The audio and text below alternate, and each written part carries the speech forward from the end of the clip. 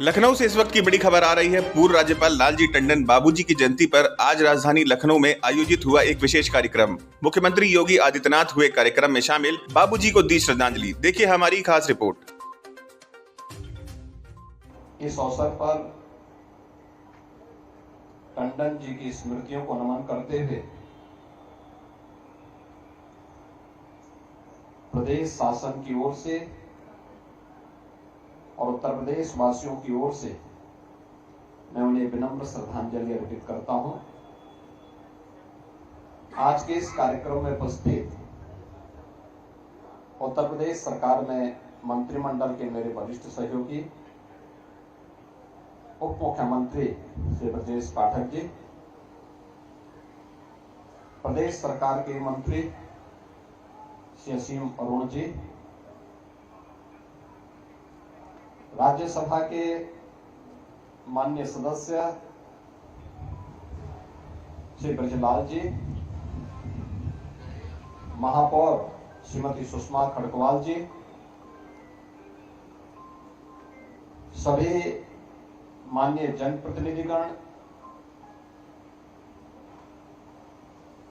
टंडन परिवार से जुड़े हुए श्री सुबोध टंडन जी, अमित टंडन जी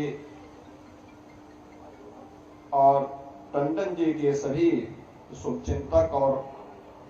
अनुयायीगण, भारत माता के एक ऐसे सपूत जिन्होंने लखनऊ प्रदेश और देश की राजनीति में लगभग 7 दशक तक अपनी एक मजबूत पहचान बना करके रखी है।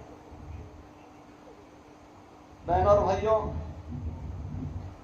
कठिन होता है सार्वजनिक जीवन में सम और विषम परिस्थितियों का सामना किए बगैर एक पार्टी, एक विचारधारा और जीवन भर राष्ट्रवाद के मूल्यों का अनुसरण करते हुए लगातार कार्य करने की एक निष्ठा। अगर आप देखेंगे स्वर्गीय लालजी टंडन जी के व्यक्तित्व में और उनके कृतित्व में ये सब दिखाई देता है। 7 दशक तक वे किसी न किसी रूप में लखनऊ में, प्रदेश में और देश की राजनीति में उनकी एक प्रभावी उपस्थिति रही। याद करना, जब भी व्यक्ति अपने मूल्यों और आदर्शों से, अपनी मर्यादाओं का पालन करते हुए आगे बढ़ता है तो उसे शिखर तक पहुंचने में भी देर नहीं लगती। और यही स्वर्गीय लालजी टंडन जी के व्यक्तित्व में हम सबको देखने को मिलता था। लखनऊ में एक सामान्य कार्यकर्ता के रूप में, एक स्वयंसेवक के रूप में, लखनऊ नगर पालिका परिषद और लखनऊ नगर निगम के पार्षद के रूप में, और फिर लखनऊ से विधान परिषद सदस्य और फिर विधायक के रूप में, उत्तर प्रदेश सरकार में मंत्री के रूप में, लखनऊ के लोकप्रिय सांसद के रूप में उनकी सार्वजनिक छवि को, आम जनमानस के साथ उनके संवाद को, हरेक के सुख दुख में सहभागी बनने के उनके जज्बे को सबने देखा है, सबने महसूस किया है।